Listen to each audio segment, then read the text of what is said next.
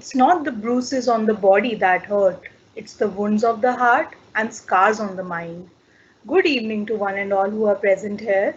I, Grisha Kharbanda, extend a very warm welcome to our expert speaker, Ms. Satinder Kaur Walia, our director, Mrs. Lata Vaidyanathan, our principal, Mrs. Nishi Manglik, our vice principal, Mr. Sanjay Bhardwaj, our dear students, parents, and teachers. I feel an immense amount of joy to address the whole GBS community together on this virtual platform. The topic of today's interactive session, conflict resolution within the family in light of the pandemic, was suggested by our student representatives, such that the current pandemic shaking is the family system and so arises the need for the concerns to be addressed. Gyan Bharati School always upheld mental health as an important component for well-being and advocates the same. We take this occasion to mark our solidarity with other mental health workers worldwide. The school will be taking up various initiatives for promotion of mental health throughout this month. Today's interactive session is one of the many events planned, which will include specific activities aimed at promotion of mental health in the counseling classes, peer mentoring program, and the launch of vocational training program for children with special needs, and also sharing of videos aimed at breaking the stigma associated with help-seeking behavior. Our student representatives have made one such video that we like our audience to see now.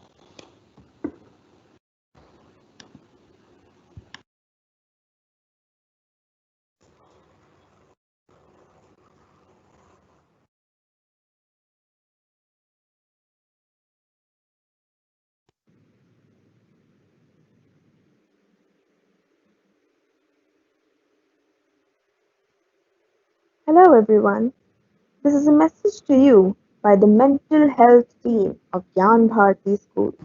It's good to see you today. We want a little time and attention from you as we'll be discussing several important issues throughout this month. Why this month, you ask?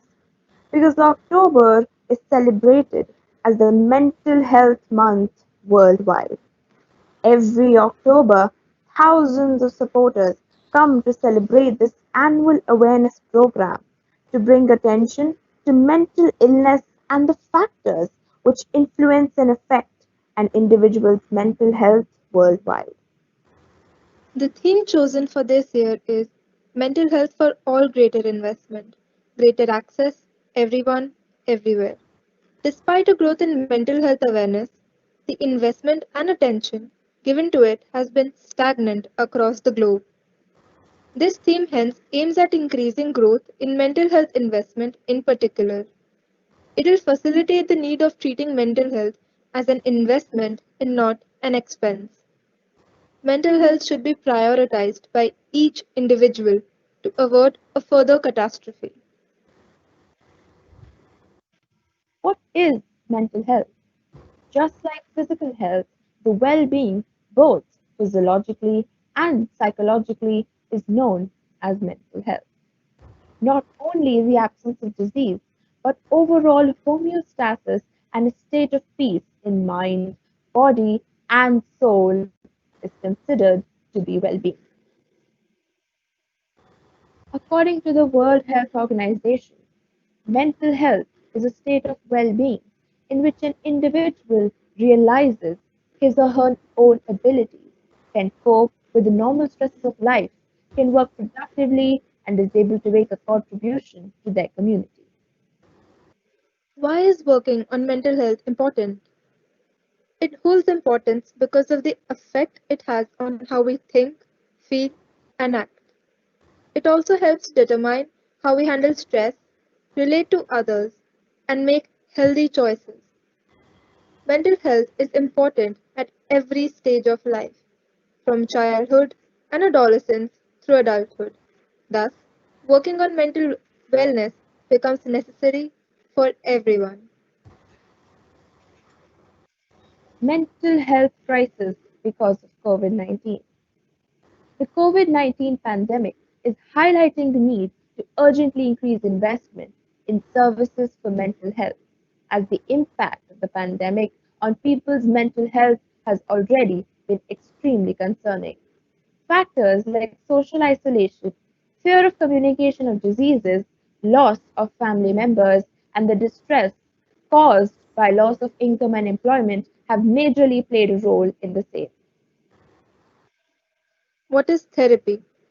In simple terms, therapy is a scientifically proven process that helps you navigate your feelings, build better behaviors, and relate to your thoughts differently so you can live the life you want. Who is a therapist? A therapist is qualified and a trained mental health professional who helps people suffering from mental illnesses improve their lives, develop better cognitive and emotional skills, reduce symptoms of the illnesses, and cope with various challenges faced by them.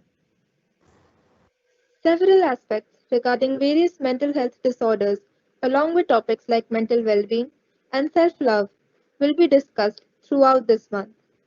We hope to get through to you with these simple and interactive videos, and in return, expect your love and immense support.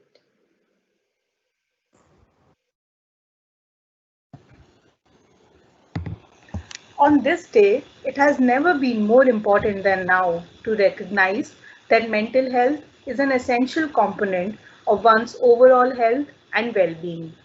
While it may be that some of us are more vulnerable than others, everyone faces challenges in their life that can impact their mental health.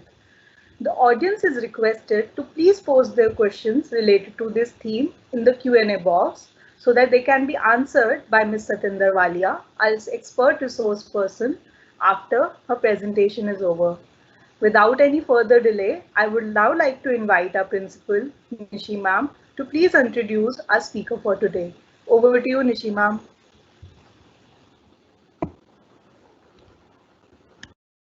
Thank you, Grisha.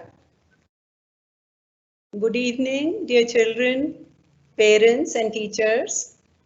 I'm very happy with the mental health team today. All the teachers are involved for having taken this initiative. This session has been organized by them, and they also have a number of programs for the children, for the CWSN children, both lined up for the month. So good work happening there, very good. Now I take the privilege of introducing to you our guest. I'm very happy to introduce to the audience Ms. Satinder Kaur Walia. She is a recognized child psychologist, having worked with children and families in India and the USA now for over 20 years.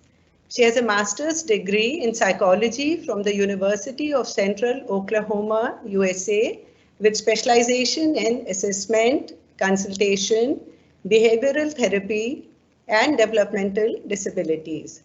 She also has a master's degree in psychology with specialization in clinical psychology from the University of Delhi. Ms. Satinder has worked as a certified school psychologist for over 4 years in the USA and as a child psychologist in the Department of Pediatrics at Sir Gangaram Hospital for nearly 5 years. She has primarily been involved in early diagnosis, educational support, and comprehensive treatment options for children and families dealing with childhood struggles and disabilities. Ms. Satinder has been associated as a consultant with the Heritage Experiential School and the Shiv Nadar School. She is presently a consultant psychologist with the British School and is associated as a mentor with Matri, which is a health application. It was in 2010 that Ms. Satinder set up Inspiration, she's been running the center to provide comprehensive psychological and educational assessments, interventions, diagnosis, counseling, parents and teacher training and consultation, and behavioral management in conditions related to autism, spectrum disorder, depression, anxiety, ADHD, intellectual deficits, conduct disorder, and other similar conditions. Ms. Satinder Kaur Walia is also a visiting consultant at the BLK Super Speciality Hospital, Pusa Road, and at Max Hospital, Gurgaon. Welcome to our school, Ms. Satinder. Over to you. Thank you. Thank you very much, Nishi ma'am, for a kind introduction. It's my pleasure to be here today on a mental health day. It's a World Mental Health Day, and I suddenly see there are a lot of people who are talking about mental health, and I think it's much required. It's pandemic has taught us that we could be having a lot of resources, we could be really busy in our lives, we could be doing a lot of work, but suddenly when the world was stopped and the lockdown was initiated, it made us realize that what kind of life we were living. It made us realize that how family is important and how our lives are connected. And by being at home, I think we all have understood that going out for work, going to schools is not only about education and work, it's also the socialization. It's also, as humans, we all need socializations. So more and more mental health becomes very important. In order to talk about that, I think I will start my presentation, which I hope the presentation is live now. So today's topic is about conflict resolution within family in light of the pandemic. As I saw the video, and I'm very, very glad and happy that students are doing the awareness about mental health. We need to understand that there will be very handful professionals compared to our population. So it's not only the professionals who are working in this field have to take this pattern. I think we all in the community will have to work towards the betterment of our mental health, and the professionals can only be the resources, and we as a community can spread the word and make sure that coming future, our children, our the people around us have a good mental health so that we can be progressive. So coming to the topic, parenting during a pandemic. So whenever I talk to the elders, I speak to the seniors, since this hasn't happened for more than 100 years, everybody is feeling that it's a first. I hear senior people saying that never in my life something like this has happened. So the question comes that how are you? How are you dealing with this? The works which suddenly everybody is sticking to the screens, a lot of stress, economical distress, online classes, children are being stuck at home, families have been stuck at home, work from home initiated, and the word social distancing was initiated. I think people have started realizing that rather than using social distancing, we should say physical distancing, because social distancing is something which is not we as a humans are conditioned for. We as human beings are social beings, and social distancing is something which is very difficult to maintain. However, physical distancing is part and need of the hour. So suddenly the pandemic has led to a lot of stress in our life and different kind of parameters. So how are people dealing with it? Now, children respond to it very differently. It depends from the what stage of life you are. If you're an infant doesn't come to know more frequently. However, the infant's life have been affected in the sense that parents don't know where to go for the vaccinations. If there is some emergency, the visit to the doctors have been interrupted. So as a parent, the stress has increased because there is a limited support available, and there are so many parameters you have to keep in mind whether I need to go out, I step out, or what I need to do.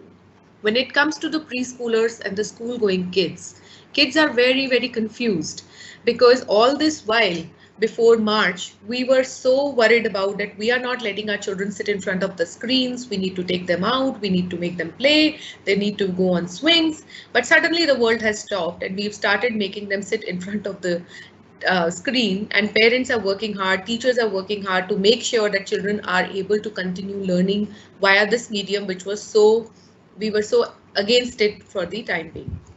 Children, because the physical activity has been stopped, they are becoming more clingy in nature. Some of the skills they are regressing. Since I work with children with special needs, we've seen a lot of children are showing regression in their developmental levels. So especially social, emotional, the communication and the language part is getting affected.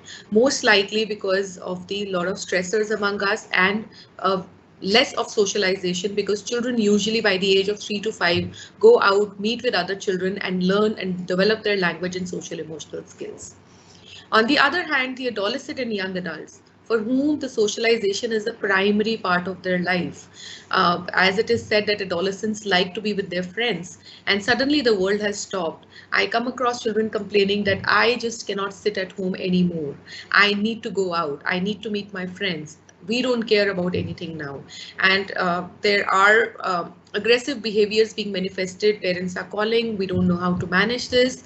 And there are some adolescents who are constantly chatting with their friends overnight, and so it is causing further problems in their sleep problems, not having a routine. So different ages are responding to this stress differently. So it's not only the children. Although this slide, I'm not talking about the teachers. I think as adult teachers are going through a different stress since we are only talking about the families. So I would restrict it to parenting and the children. But my heart goes out to all the teachers who are overnight working and have really shown a strength in what can be done in just a one-day time and transition. So parents are having their own stressors. I think working from home is not a very easy thing. You are ending up with a lot of no support at home. There used to be, when we used to go to office, there used to be a routine, but suddenly everything has fallen down to working from home.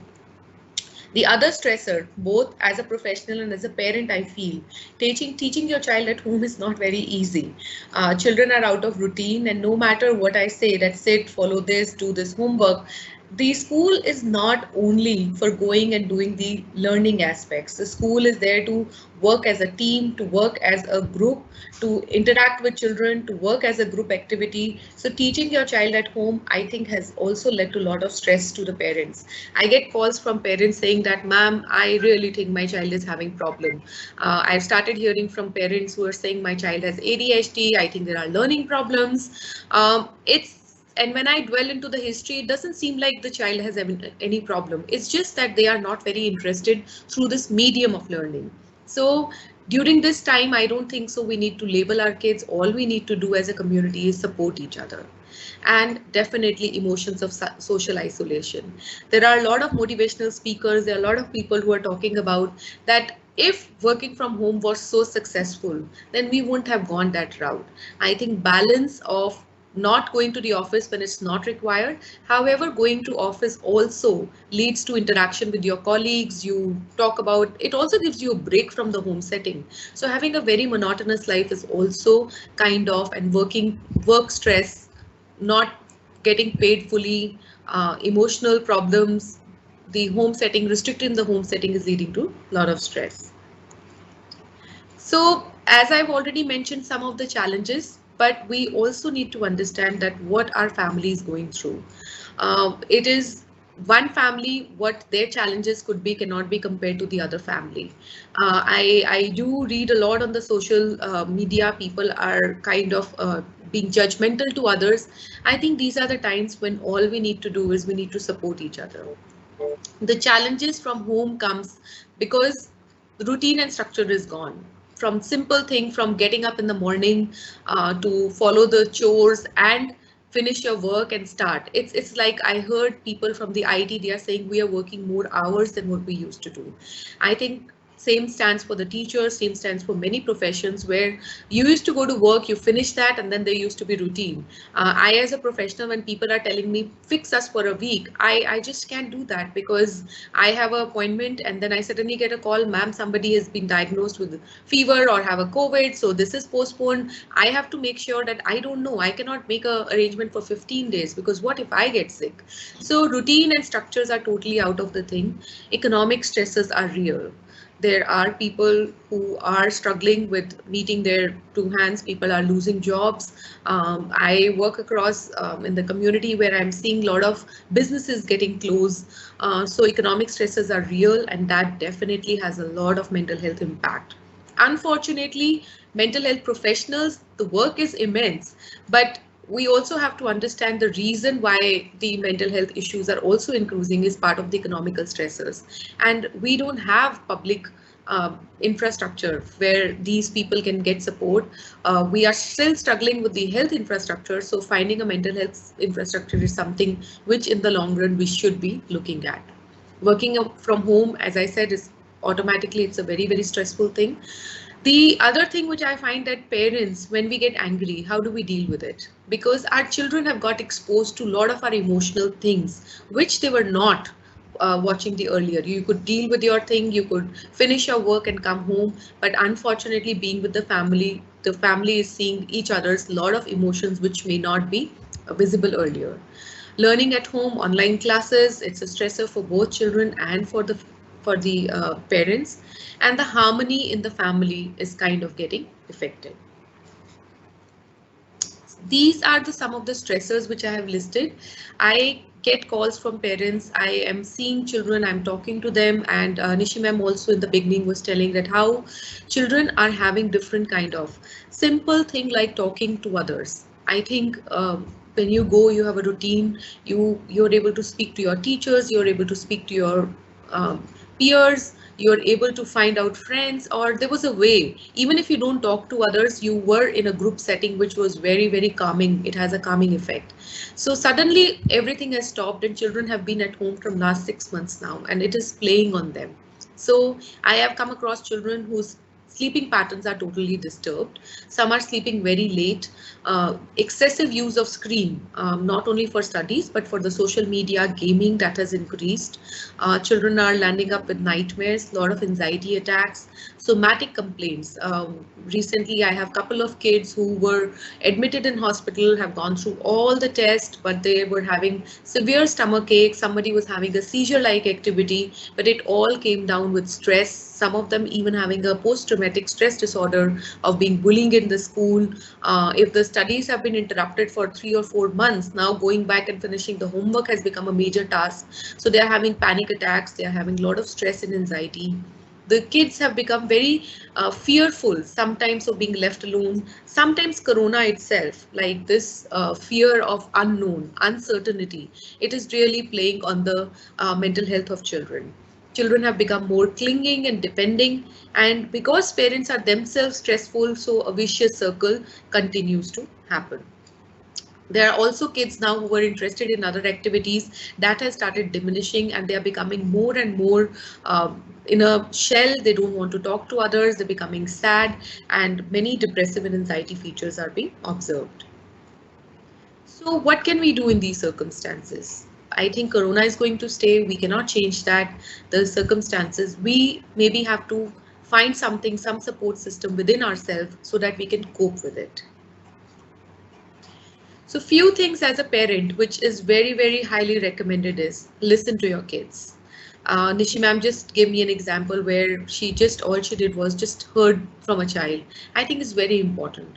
We think that we are very stressed. It could be economic, it could be the social, it could be many other things. The family member can be sick. We are talking about somebody may have lost their life in front of the children. So children are going through their own stress. They also don't know what to do. Younger children also understands what death is. So once they come and they start hearing about that people are dying, it causes a lot of stress in them.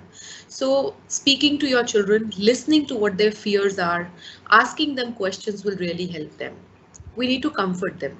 Simple things, we need to find calming behaviors by telling them stories, talking to them at what can be happen, by playing games with them. Different ages we can do different things. If the children are older, you can actually have a long conversations about social issues. You can watch movies together as a family, you can discuss what is going on, and teaching children compassion and helpfulness. I completely agree that learning is a paramount thing, but going through the curriculum is not only the learning. These are the times when we can talk about the what is gratitude. We can talk about the grievances, we can talk about the resilience, we can talk about these things.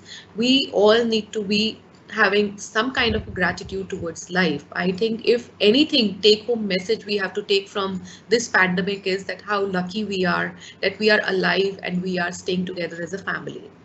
Reassuring your children, reassure them that we are there as a family, we are together, give them correct information. There is a lot of information on internet which talks about the world is about to end, and kids just pick up these things and then they started having nightmares. We need to reassure them that we as a family are equipped to take care of each other, and we'll make sure that you are safe and we all are safe. So that is really, really important and huge for children. So how to talk to children about COVID? It's very important. The first step is don't just understand or just don't assume that children understand what COVID-19 is. We need to talk it out. Even some adults, we are not very sure whether we understand this or not. A lot of medical professionals, they don't know. There is so much confusion around this.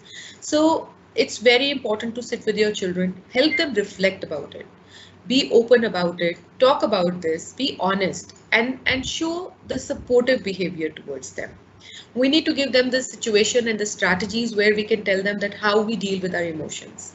Telling them don't feel sad will not make them. If a child feel like crying, I would rather say that hug your child, give them a thing and reassure them that we are definitely going to take care of each other. I would never tell a child that don't feel sad, don't feel thing, nothing is going to happen, because we don't know what is going to happen. So we just need to be honest, but at the same time, we need to reassure each other and we need to be supportive. We need to reassure that they are safe and this will pass. We all need to reassure ourselves that this time will pass and surely it is passing, and we need to enjoy every moment of life. These are some of the UNICEF parenting things which are out there. So parents can use these resources to develop more knowledge, to understand what all can be done with the parenting and what positive parenting is. The material is out there. So the whole idea is keep this experience and make it positive for your children and as a family rather than creating more stress for each other. So how do you connect with your child? What is the thing? Because sometimes we wonder, we just say that the children need to talk to them to us. The child doesn't open up. I, as a counselor or psychologist, a lot of parents have that I need somebody else to talk to my child. I always, as a professional, will say that if a child is not talking to you, how do you expect the child to speak to some stranger or somebody that? Yes, there can be times where the children are not comfortable talking to their parents or they want to speak to some outsider. But simple things, we don't need to tell the children that you need to talk, because that's a very closed-ended question. We can ask things like, what can I do to help you? If a child is saying, I'm feeling very bored, I'm feeling very, very sad, I can ask, what can I do to help you? If a child is saying that I am not able to concentrate, I can say that, what is worrying you? I can ask them that, have you finished your work? How can I help you to organize your work? What support do you need to complete your homework? I can help them organize it at this time when they are not able to transition from digital to finishing the work and putting it all together, because that can be, we all know that digital is a blessing, but at the same time, it can be very nuisance. At times there are no signals, at times somebody is at mute, at times we are not able to connect with each other, and somebody might be talking from the window where they are looking at something and it may not be, you may not have the same window. So there are very, very different challenges which we are going through. So rather than just putting it on each other, I think what we can do is we can just support to each other and find out the strategies, what makes my child feel calm and satisfied. Every child have their own space. We all have our own ways and family rules. We can come out and establish as a family rules what we can do to give pleasure to each other and have a conducive environment. So what causes conflicts usually? What usually happens?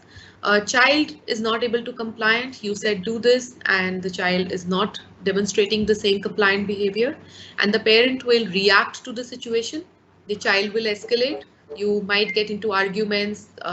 Sometimes some parents get aggressive. I also heard that children are getting aggressive and hitting back to their parents. So child escalates, parent escalates, parents sometimes give in, Sometimes children start internalizing and the non-compliant behavior continues to happen. So this is a vicious circle. My child is acting out, it cannot be. The behavior does not happen in isolation. There must be something in the environment. So we need to sit together and we need to figure out what is going on. So sometimes I think simply asking your children what's going on. When they are acting out, it must be some kind of a conversation or communication. They're telling us that something is not right. So rather than reacting to the situation and dealing with it aggressively, we can just sit together as a family and come out with the things, what is going on. These are few different types of parenting. So if you are very high on love and warmth and you are low on the limits and boundaries, your parenting can be very permissive. Children are allowed to do whatever they want to do. They may not be able to follow. Children need guidance. It's not that I can allow my child, okay, you can do whatever. They'll play video games the whole day. We all, if I don't have any responsibility, I might also not be motivated to do anything. So rather than having a permissive, we can have an authoritative kind of a thing where there is high love and warmth, but at the same time, I can have some limits and boundaries also. Not finishing your schoolwork, not doing your thing, not finishing your chores, becoming independent, keeping your room very, very dirty, not finishing your, daily activities. That is, if you are letting that happen and then suddenly you just sit and you tell them to finish that, it's not going to happen. So have high love and warmth environment, but at the same time, set limits and boundaries for your children. When you are low on love and warmth, and you are low on limits and boundaries also, then that becomes neglectful. I don't even know what's going on in my child's life. I have no idea. I am so busy in my own life, or there could be some circumstances where there are definitely stresses in the family and I completely lose track. But if you are mindful of that, you will find out the strategies to find support from the family or community so that your child is able to get. We need to remember that children need help. We as adults have developed some coping strategies, but children need help and we cannot be neglectful towards their need. And then comes the authoritarian. Authoritarian is where it is mostly very, very discipline oriented. You do this, if you're not doing this, then I'm only going to do this. Authoritarian is not considered the best part of the parenting because then all you do is you create fear and then the children will rebel back to you. So mostly high love and warmth, but set some boundaries and limits for your children. That's the best way a good parenting can take place. So I just wanted to give some strategies to parents because in today's world, if I'm going to parent the way we were living in a different era. Positive parenting is a new way of parenting where we actually make children as part of growing up and we assist them. As I said, without love and care is one part, but at the same time, setting up boundaries is equally important. So as a parent, I can be supportive, I can be involved. Involvement is very much required. I see a lot of children going through mental health problems because we are not connected with our children. All we need is a connection. So connection can be at a different ways. I can see as a parent, I sometimes feel very outdated with my young child. But at the same time, I'll have to find out what's going on into their world. What kind of video games do they play? What kind of programs do they play? What does it mean? So it's a new learning for me, but that's the only way I can get involved in the parenting and in their world. Healthy lifestyle. Healthy lifestyle is the most important. So if I am not going to exercise, it will be difficult for me to imbibe with my child. Rewarding the right behaviors, encouragement. We as a culture, I feel we usually criticize our children. If they've drawn something, they've given something and we just say, oh, kitna ganda kiya tha. Oh, isse better ho sakta tha. I think first thing which we should do as a parent and adult is it's beautiful. It just increases. The more negative information you'll give to the children, it will become their inner voice. The better and the best you will let them know, the inner voice will get better. When a lot of parents come and they say that my child has less confidence, they have low self-esteem. These are the words which has emerged from the environment. Nobody is born with the less confidence and low self-esteem. We as a society sometimes create that. So praising and encouraging them, that will lead to a good and self-concept, positive self-concept and a good self-esteem.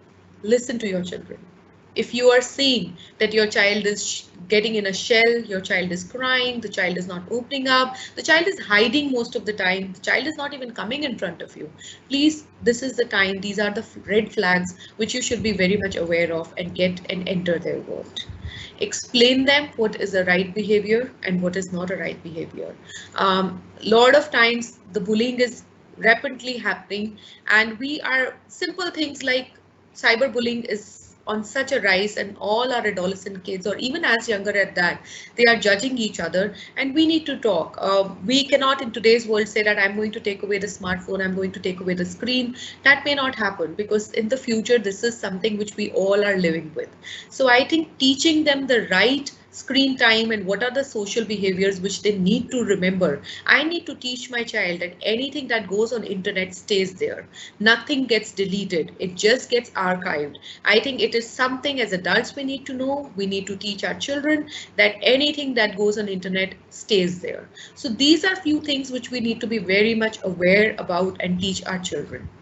Trust your children. That's really important. Then only they will trust us. If they come and they share that they've done some mistake, I need to teach them the right thing. I don't think so we need to judge our children and give them or punish them, because if they've been bold enough to come and tell me, I need to show support to them. But at the same time, I as a parent am responsible for my child behaviors. If I'm teaching the right behaviors in the home setting, if they are getting inspired by my behaviors and my healthy lifestyle, they will be doing the similar thing. So enforcing rules is the last, and having patience. I cannot let my child sit, play the game the whole day and not finish their homework.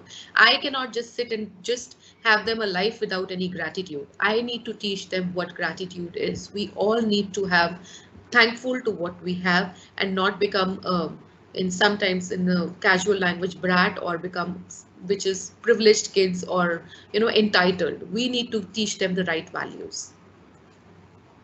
So coming back to our COVID things, resilience. Some of the protective factors we need to be really what will lead to resilience. Resilience has become a very big word, and what resilience basically means is that how do you deal with stress? So sensitive and responsive caregiving will lead to resilience. We need to teach our children that I am there for you no matter what happens. We as a family are connected to each other.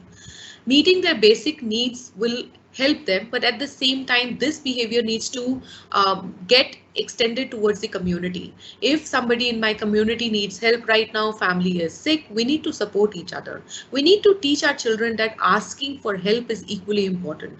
I might be vulnerable at this stage too. So maybe I might need help from the family, or I may need to extend my help to the family, because that builds resilience too. Emotional support for children. I need to be not only physically present, because the day goes by really quick. We think that we are at home, but there are a lot of household chores to be done. Routines are changed. We need to finish our work. So we might be physically present in the same house, but we need to seek that we are emotionally connected to each other. Supportive caregiver well-being. There are families, extended families, there are parents around, grandparents are around. So we need to make sure that how we are connected with each other. If we are not, here technology again has helped us. Social connectedness can be extended not by being physical present, but doing a family Zoom sessions or connecting with them digitally is equally important. And to be with each other and talk to them is something very important. So what can be the resilience plan? What can we as a family do? We all need to make sure we stay sane and we stay safe. We are not in a lockdown. Lockdowns are open. We know that there are guidelines that schools can be open to. However, we all know that we are living in uncertain times, and nobody knows until when this is going to get sorted out. So when the vaccine will come, whether it will come or not, whether it will be safe. So we need to follow things. We need to teach our children that how we need to wash our hands. Tomorrow, if they go to school, they'll be wearing masks, how they will maintain physical distance to each other. We need to start talking to our children about that. If they ask how to go out, we need to teach those basic things, that why that doing things are very important. We need to build communication skills. We need to teach self-regulation. So as I said, these are the times when we've got to stay with each other. So it's not only the curriculum teaching we can do. We need to teach our children problem solving. What simple things like what in the family, if one person falls sick, what can be done? What if this situation arises? What can be done? What if financially, if I'm going through some crisis, I would highly recommend talk to your children. They are kids by nature are very resilient. It's the adults who take more time actually. So if you will let and be honest with your children, I as a parent will tell my son that, you know, right now things are not very good. We don't know what it is going to be. We'll put this on our list where we might buy this when we have money. And he understands very well. He understands that what money planning is. Recent article by Warren Buffett says that teaching and financial planning should start as early as 5-year-olds. So we need to teach our children that what is going on in our lives and how he or she can help me to deal with this stressor. So if you are able to manage your own anxiety, if you are able to develop some resistance towards going against the stress, then you'll be able to teach your own children. And wellness, wellness, wellness. I think WHO, UNICEF, everybody is emphasizing no matter what. Please develop mindfulness, do something, eat healthy food, play and exercise. We all know that the only thing which can help us right now is to build your own immunity. So let's not go overboard with the nutritional supplements and everything, but eating healthy food, taking care of each other, playing and exercising, making our body healthier will be the most important thing.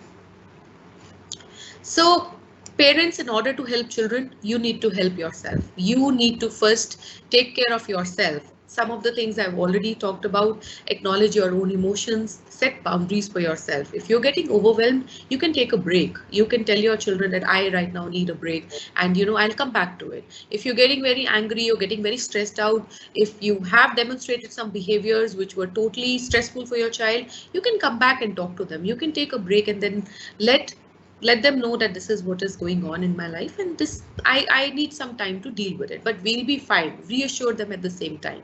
Sharing responsibilities. I think this is huge right now. We all need to make our lives easier, and sharing responsibility is something which can be taught as a family to each other. And practice self-care.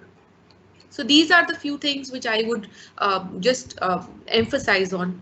Connect with your family and friends. You can use technology. You know, the outstation people living abroad, you can still be connected with each other with the technology. Disconnect from fake news and excessive information. Since the whole thing, I have not seen news from last 6 months, because I think that creates more. If I need to find out what news is going on, I just go through the newspaper on my phone, just look at the highlights, and that's good enough for me to be aware. I need not to be aware of everything what is going on in the world and bring more stress in my family right now. There are a lot of fake news there which adds to additional stress. We need to disconnect, and we need to teach each other that is something which we have to stop doing that. Plan. No matter if you are at home, having a routine is something which we all should do, because it helps you to unwind, to maintain routine, finish timelines and work in the timelines. Exercise, sleeping well, because these are the most important things for your mental health. And stop taking compassionate behaviors, which I have already seen. That is something which we all as a community, one thing which usually happened with Corona was that people have been socially isolated. I think that's not a very, very healthy way of, if we are going towards, you know, as a community, we need to be compassionate with each other. Corona is not going to knock, see that whose doors it's knocking. It can come and happen to anyone. So it's just a viral infection. We just cannot, you know, make individual feel like that something has happened to them and it's not. And it's a social responsibility. If I have some infection, then I need to be aware, and I need to make sure that I do the thing which are not going to make something other people affected by that. So taking a deep breath and giving yourself positive information is something highly, highly important. I have mostly covered most of these things, but I'll just go through this, that things which you can keep in mind while parenting. Listen to your children, respond to their stress, respond to their questions. That's a very important. Spend quality time together. As I said, that can be done in various forms. You can play games with them. These days, you can take them out if it required, maintain social distance, teach them the right behaviors. You can watch movies with them. You can read books with them. Reading is the best way of connecting with your children. Teach them life skills. You know, cooking is something very important. This is a time when I would teach my child how to use the washing machine maybe.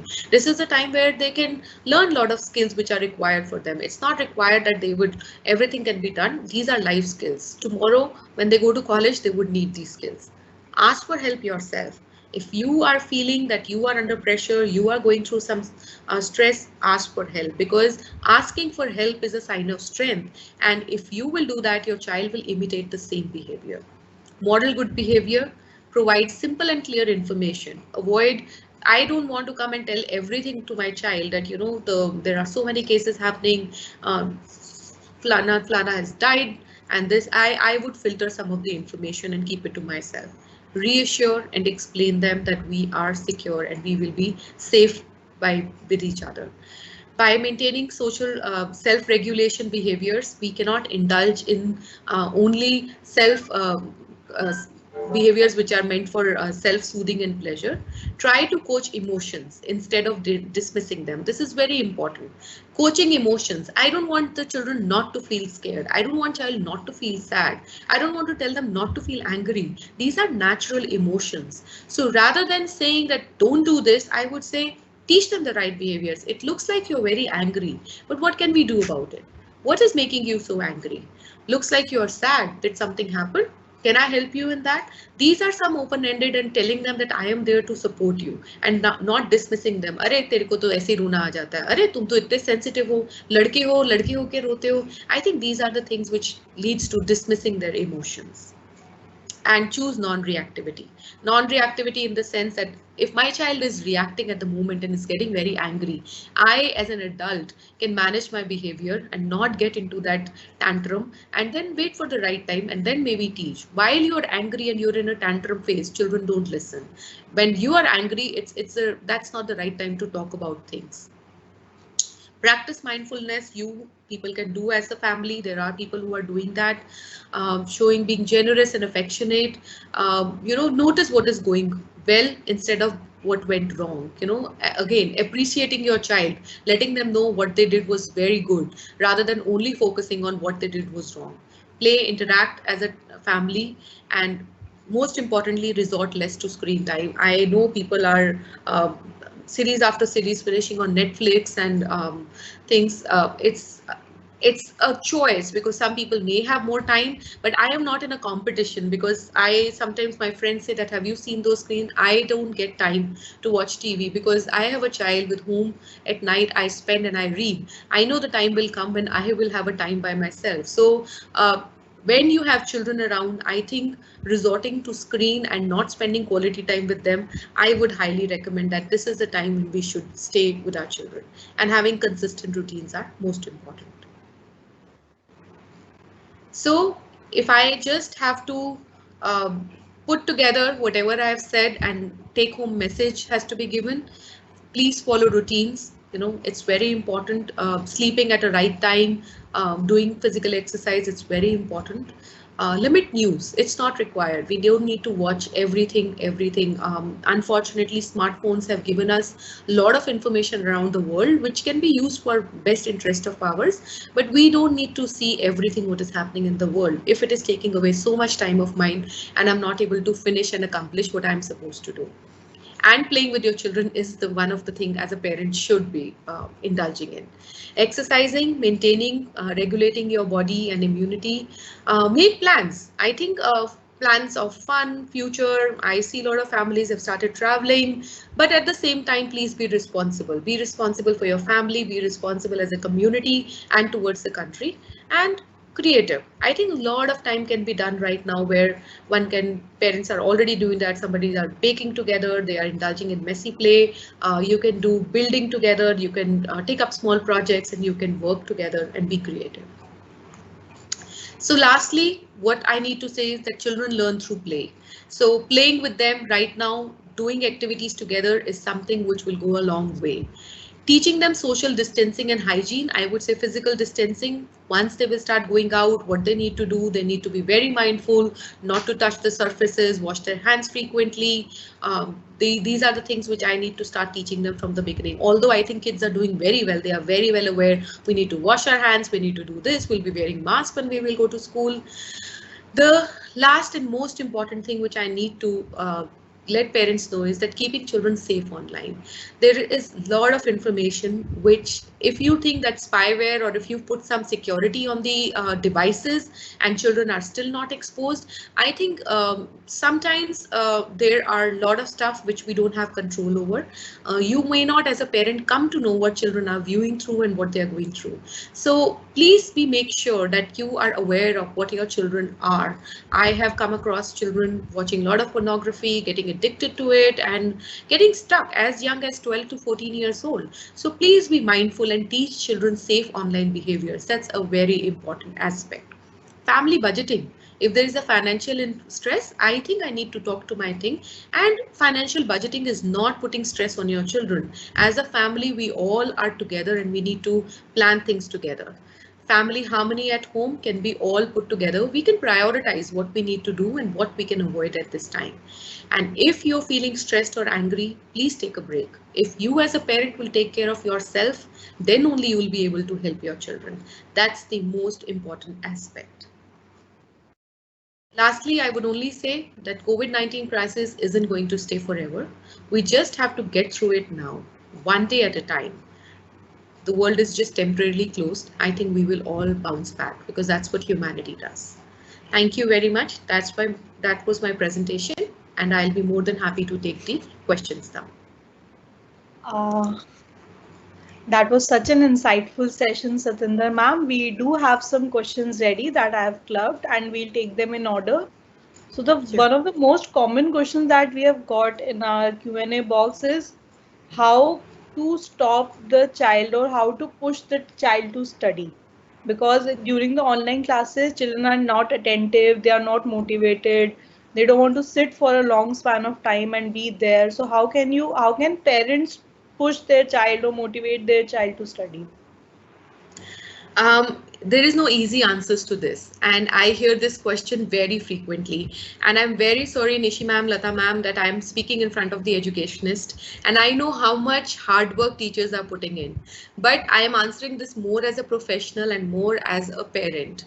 I just feel that why are we so insisting on the education? Why are we only learning is through the curriculum material?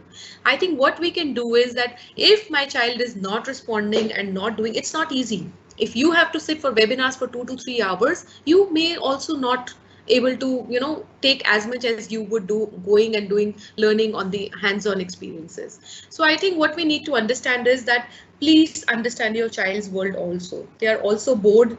They're also going through a very difficult and stressful time. So if I really need to help, rather than only blaming them that you're not spending enough time on things, I would sit and help them.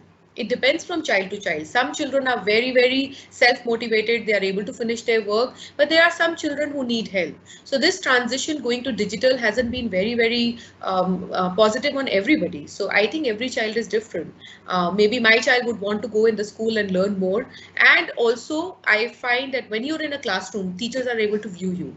They are able to see, they can redirect you. But when you're sitting online, you can see kids are chatting with each other. So I at that point, when teacher is there in the classroom, she's able to redirect. I as a parent am not sitting there. So there are many distractions around. There are many different. So rather than only telling them, I think what we need to do is brainstorm, give them some of the strategies, and please talk to them. These are my requirements. I don't want you to, if they are finishing their assignments, if they are studying for the test, they cannot just sit 8 hours and study the whole time, because when they go to school, I think the learning time is 3 to 4 hours. Rest 3-4 hours is the time when they interact, they go to recess, they go for play activities, they do so many other things. So if they are studying for 2-3 hours, 4 hours, to me, in addition, if you can provide them, I think parents are also getting too much stress. Children are going back to back for classes. There is so much. Somebody is doing coding classes, somebody is on tuition, somebody is doing one after the other. When I do assessments, children are more busy than me. Ma'am, ye extra class hai, ma'am, abhi ye hai, abhi ye hai. So I personally think that if they are following the guidelines and if they are doing what is supposed to be do, let's not get too stressed about it. And I think Nishi ma'am and other educators can add to that if they disagree with me on that. No disagreement at all. Thank you, ma'am. And ma'am, one of the other most common question that we got is young children, especially the younger ones, they're being very argumentative and aggressive in during these days. So how would you like to advise to the parents of these children who are being very aggressive and they just answer back in a go and they just don't think before they're answering back? So how would you? So it's not a very it's difficult to they can be a cliche answer to that. It depends from age to age. Children between the age of 5 to 7 usually are very argumentative. Usually children from 2 to 5 years often throw tantrums. So I think when parents say the child is getting very aggressive, they basically mean the children are actually throwing tantrums, and children get into power game. As I said, I have gone through the slide where I talk about parenting. A parenting can be where love and warmth is there, and at the same time, there could be some boundaries. And if your boundaries are not flexible, I will also find the child will be reacting to it. I see where does children get aggressive. Doodh pee lo, nahi peena hai, doodh peena hai. Khana kha lo. We sometimes overfeed our children also. So ये class attend कर लो, ऐसे कर लो. So we need to look as a parent that what are my expectations from my child. For me as a parent, I think I want to see my child very happy, finishing all the chores, learning right skills and right values in his life, and become a good citizen of this country. So becoming aggressive, I need to see what is causing the aggression. As I said, behavior doesn't happen in isolation. There's something causing to their aggression. So first you determine what is causing to that, what are the consequences you as a parent using, and then you will be able to determine what alternative strategies do you have to deal with it. But sometimes children, simple behaviors can be ignored. If they are doing for attention seeking or they are just doing it in isolation, some behaviors can be ignored and not label them as just aggressive behaviors. So you don't have to react to every behavior that we are getting. Absolutely. Okay, ma'am. And I think this is again for the younger children. My child wants to access my phone for finding information about something all the time. Is it okay? The child wants access to the phone all day, every day. No.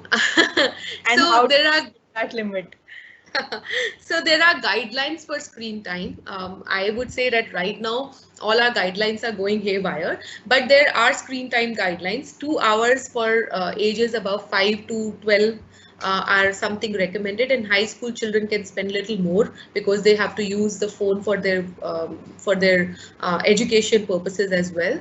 However, said that if the child is having a healthy screen time, I cannot just say that they will not have a screen time. That's not possibility, because there are like almost 12 to 16 hours in a day. How am I going to keep them engaged? So giving them phone and playing video games for 10 hours, yes, that's not healthy. Sitting and taking your phone, and if you have some content which children should not be exposed to, be mindful of that. Children before the age of high school should not be given smartphones. They should not be given a personal handset. Few things, children should not be on social media until the age of, again, the high school. So these are some of the guidelines. Even I think Facebook and Instagram doesn't allow you to be before the age of 13 or 15 years. So follow that. Don't let children bypass some of the things. Not giving phone for a lot of hours is not recommended.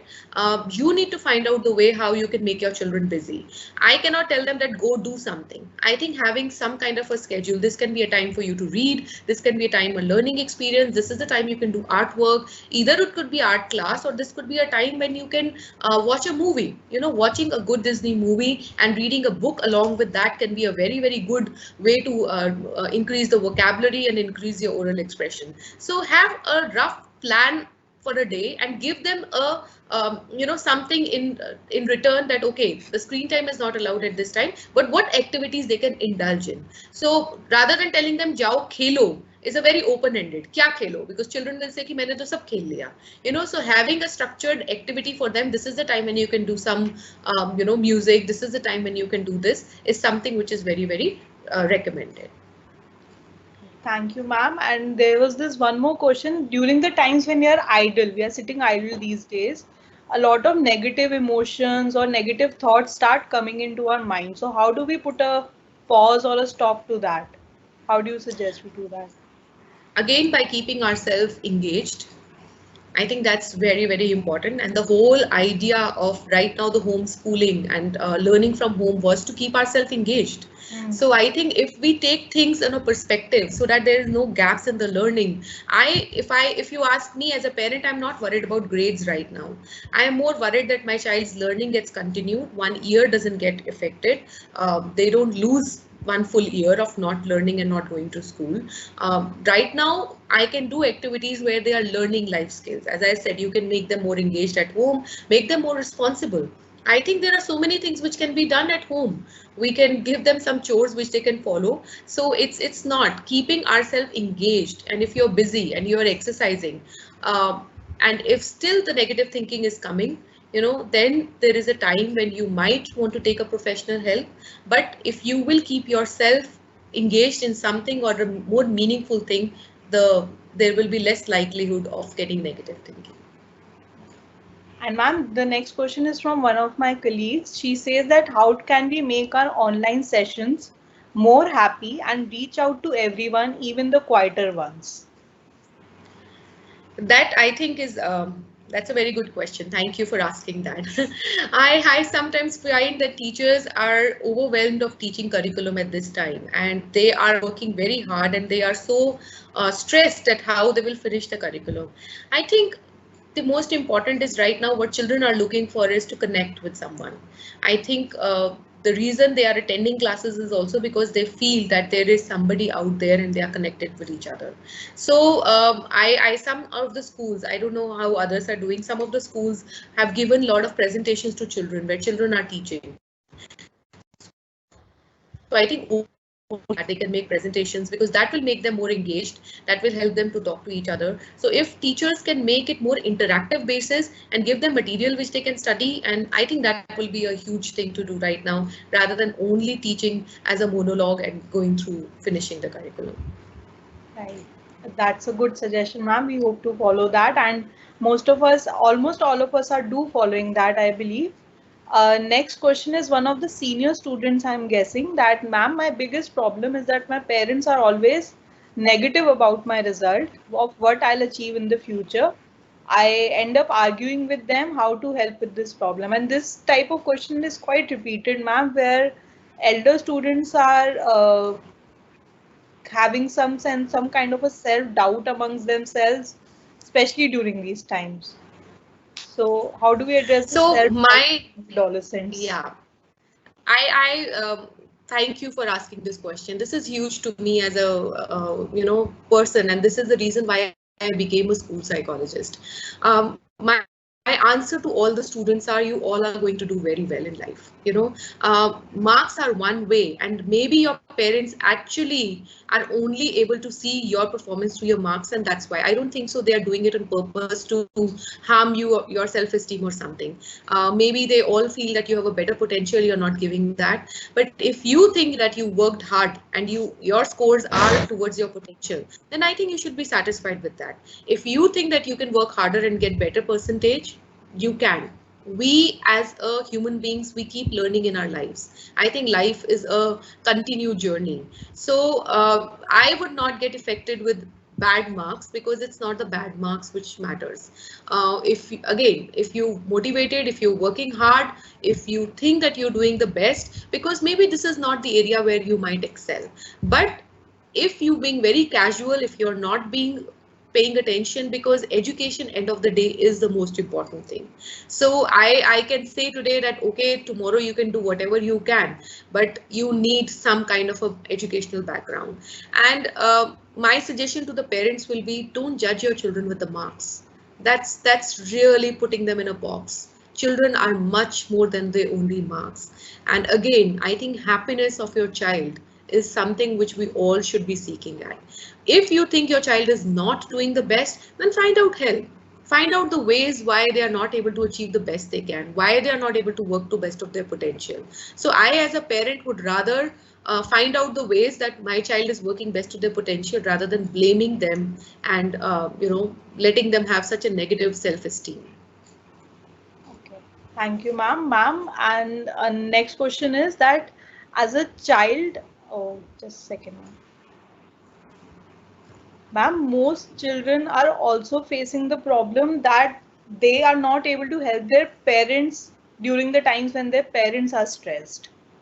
They are worried that their parents are stressed, but they are not able to extend their hand of help to their parents. So how can uh, I think the elder students would be asking those questions. How can the elder students reach out to their parents? So, first thing to all the students and all the children, I would say, don't put so much pressure on yourself. If you really want to help your parents, you can ask them that in any ways you can help them. But if they think that something is beyond your reach, I think all you can do is to be best of your own behavior. If you are happy, you are best of your own behavior, I think your parents will have less stress because they might be going through something which is something unavoidable and something, but they are adults. They will figure out the way and they will make sure that their children and their family is protected. So if you really want to support your parents right now, I think being best at your behavior will be the most important thing, and helping them in the home setting by helping them with the chores, by helping them whatever you can do at your capacity. You don't have to go earn money for them or do something, but by being more supportive to them by doing simple things will go a long way. You can give them a hug, you can let them know that you love them, tell them that we will stay, we'll be happy the way we are. So using a positive information back to your parents, that will be huge for them. So small gestures which matter. Absolutely, absolutely. Ma'am, this is again by one of our school teachers. Many teachers face the problem that them being 24/7 on their job has led to a neglect of their own wards, as their classes are being taken care of them by their in-laws or their husbands, and as a result, the children are not listening to them, and the end result is conflict between the mother and the child. You know, that's a tough question. That's a very tough question. I think I started with that. I think hats off to the teachers. I don't know who will answer that question. I think the school authorities will be in a better position. If you ask me as a parent, as a professional, I think schools should give some time off to the teachers, or please let them be off some burden. I think teachers have got really burdened. So that is something which I can only give a hug to a teacher, or just tell them to hang in there. I don't think so. There are easy answers to that. But yes, I think that right now, if any community or any profession which has got really badly hit, are teachers. That's what I think worldwide has happened. And thank you so much for your appreciation, ma'am. Next question which we have is, my kid constantly wants me to be near him, but I also have to do household chores which my older kid need to take care of. How do I efficiently manage this? This question has also come quite often, ma'am, that how do the parents manage the multitasking which is happening with their jobs and the household chores and taking of their young children? This is something which when we talked about the stressors, this is the additional taking care of the house. We all have been run short of help right now. So again, don't be very hard on yourself. Prioritize. Some of the food can be give again, help each other, give chores to others, spread it out. If you have a younger children and the child is really wanting you to be with them or is very clingy, I would say right now you need to hug them and be with them. Some of the things can be taken. एक दिन dusting नहीं होएगी, थोड़े से बर्तन पड़े रहेंगे, it really won't matter. So I think we need to find out what is the prioritization. I need to put together the list of things which I really need to achieve, what are achievable, and achieve only those and cut down. But giving support to children right now, and if the child is very clingy and you think that you need to finish your work, so give them some other activities, engaging them in some other activities. That's what I said. I am not against watching TV. A good TV watching might not harm a child if they are watching. So if you can make them, I would do as a parent, working parent, I have always, make my child sit with me in the kitchen, give him something along with it, and make him engaged or continue talking and reading books with him. So I think it's again, multitasking can be tough for some people, but the times are such we'll have to kind of do and adapt to it. Ma'am, there are also some students who have come up and spoken that their parents do have a lot of free time as seen by them, but the parents choose to spend it on social media like Facebook, Instagram, or WhatsApp. and they don't spend time with their children. What do you have to say about that? What can I Good. say about that? So, you know, when we say that children should not spend time on social media, it goes back to the parents as well.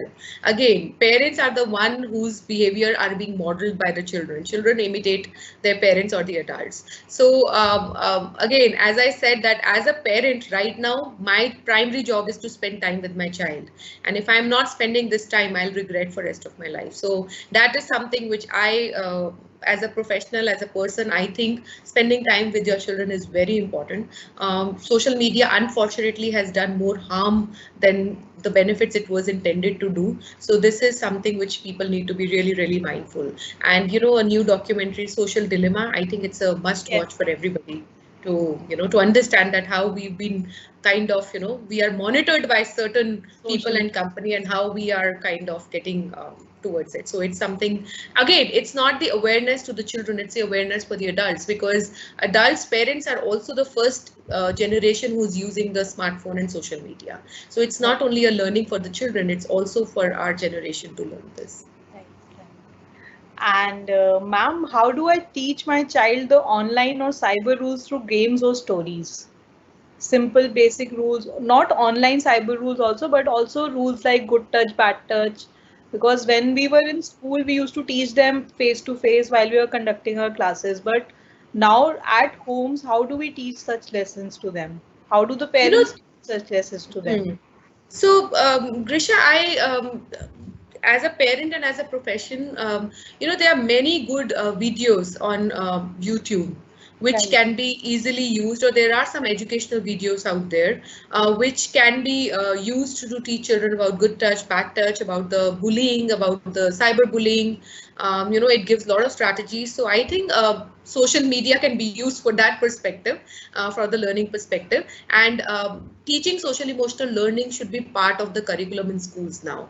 It is what research is showing, that teaching about bullying actually doesn't help, but teaching about kindness, teaching about compassion to children goes long way and leads to less bullying and better self-esteem than talking about only bullying. So I think social emotional learning and teaching kindness and compassion is very, very important as a curriculum.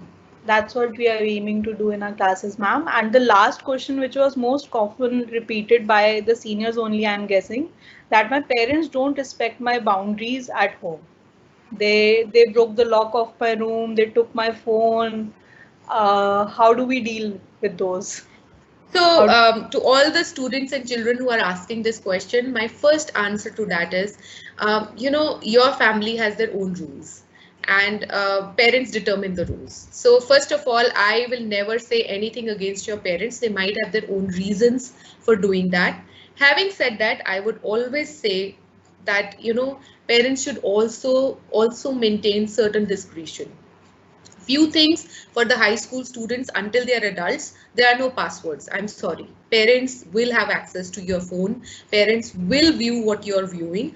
If you really not doing anything which is to harm yourself or others, then I don't think so there's any problem for you to sharing that. At the same time, my advice to the parents will be, trust your children. If you have taught them the right values, and if you've taught them to be safe and to remain safe for others, then I don't think so I need to go to that extent. But at the same time, I would not allow a high school child to stay in a room and lock themselves for a very long hours. That is not advisable. It's not good for their mental health. So if the behavior had led to such an extreme step, there must be some reasons. We cannot comment on that.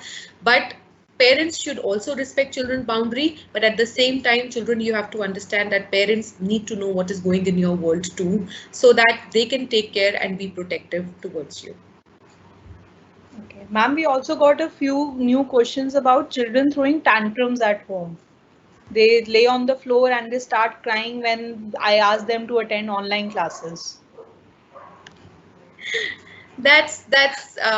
That's difficult at this time. It's difficult to answer. Online classes are tough. I think do the best one can. There are certain times where children are not attending. I think the teachers and school understand those. So I think talk to your teachers if your child is really resisting it, and if it is making everybody's life miserable, then I need to really weigh what am I benefiting from this? So I think talking to your teachers, finding out the assignments maybe I can do with my child at home rather than only attending. See, the education is not only school's responsibility, it's a community work. We as a parent and teacher and a child, we all work together. So only attending the classroom activities is not what learning is. So learning, maybe I can download the work later, I can email to the teacher, I can reach out, and I can, the idea is the child should not stay behind in the skills. I can maybe, if my child is not responding to that, then maybe I'll have to work extra mile. So that would be my recommendation. But don't be so hard and do go to the extent, make their life miserable and your life miserable to make them sit through that. Thank you so much for answering the question, Satinder ma'am. I want everyone to know that if there is any child, parent or teacher whose questions haven't been answered, the counselors are still available for you, and students are requested to please reach out to us in our counseling classes. A small Q&A booklet will also be compiled based on the questions that we received today and shared with you all shortly. May I now request Lata ma'am to kindly address the gathering. Over to you, Lata ma'am. Good evening. Can you all hear me? Yes, ma'am. All right. Yes, ma'am. First of all, I want to begin by saying that it has been a valiant effort from the school to put a thought into the mental health of our children on this particular day, which deserves to be celebrated.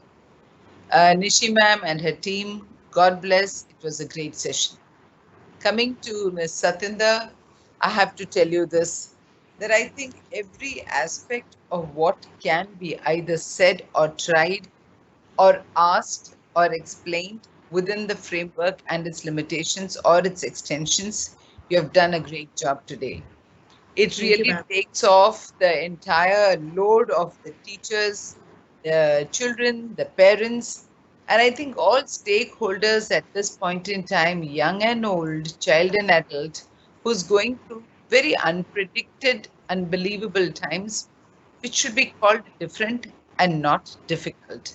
Because we as a part of humanity and as a, as a complete whole, it's so comforting sometimes to believe that the whole world is going through it and you're only a part of the whole. So the whole thing is that mental health, to keep your sanity during this insane time, is the first thing. I want to, on this particular day, thank everybody, the experts who take it upon their shoulders to actually deal with the difficulties of others, like Satinder, and teachers who, like frontline warriors and the doctors, have been warriors as well. I want to take this opportunity to actually thank you, dear teachers. This is not going to stay long, but the memories of this and what we were asked to do during this lifetime, which no other generation perhaps will need to do, and hopefully not, we have responded.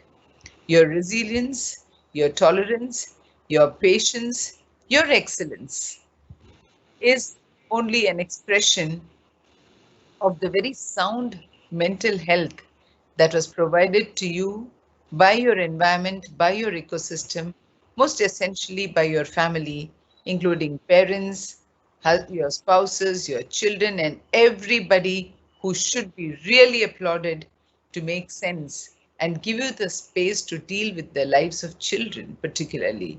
So thank you, dear teachers. I know why, therefore, Guru is so shrestha in our lives. I want to thank the parents because many hopefully are listening in. You have stood by your children exactly as teachers have stood by them too. The beautiful role and the partnership between school and home, between parent and teachers, have all led to this beautiful situation where we can at least sit back and say that we have done our best.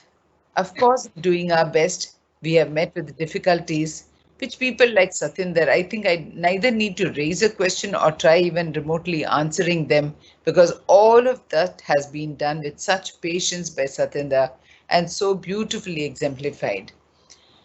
You know, when we talk of mental health and when we talk of school, And when we talk of children, because right from K-12, all these children are just children. And very often, both as adults and as children, we forget what the conversation was. We forget what was taught. We forget what was the content, but we never forget how each one made the other one feel. We learn not by content, not by screen time. We don't learn by books and exams. We learn by deep relationships. And I do wish, dear children and dear parents and dear teachers, that supreme to our life is the connection. We are living in a connected world has been proved more than adequately by the technology we share and connect today. But there is that another deep connect, invisible, which lasts a lifetime. We get back to our teachers in word, thought, and deed. So will our children get back. We get back to our parents living and otherwise, our grandparents living and otherwise, to whom we owe this world of existence.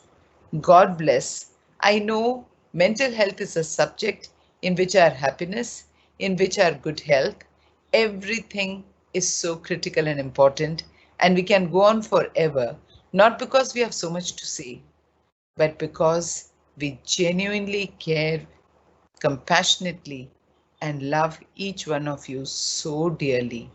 Please be assured that each one of you matters so much to us that that's what our lives are filled with. Thank you, dear children, for making our lives so wonderful. Dear teachers, for standing by schools and children and parents, and Satinder like experts for making it so easy on the other end. Nishi ma'am, thank you so much and your whole team for this extraordinary evening that we have had. Thank you, Satinder. Thank you, dear parents and dear children. Thank you, ma'am. Thank you so much. It's lovely to hear from you. Thank you so much. God bless. It's my honor to propose a vote of thanks. I take this opportunity to thank our expert speaker, Satinder ma'am, for taking out her time and joining us today, our director, Lata Vaidyanathan ma'am, for being the guiding force behind our passion for holding this event and helping us operationalize the students and take this idea ahead. Our principal, Nishi ma'am, for being the biggest advocate and pillar of strength, and our Vice Principal Sanjay Bhardwaj sir for supporting us in all our endeavors. Thank you everyone for staying with us today, and with this we come to an end of this evening. You may all leave the session. Thank you. Thank you.